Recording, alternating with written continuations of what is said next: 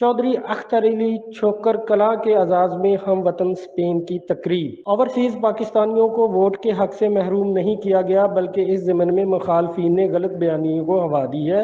अपने कायद और वजीर खारजा जनाब बिलावल भुट्टो जरदारी से डबल नेशनैलिटी और स्पेन कम्यूनिटी के दीगर मसाइल पर तफसीली बात करूंगा। इन ख्यालात का इजहार पीपल्स पार्टी वस्ती पंजाब के नायब सदर चौधरी अख्तर अली छोकर कला ने जिशान रेस्टोरेंट बार्सिलोना में अदारा हम वतन की जानब से मीट द प्रेस में किया। उन्होंने पाकिस्तान में हालिया महंगाई पर बातचीत करते हुए कहा कि ये पाकिस्तान नहीं बल्कि एक आलमी मसला है।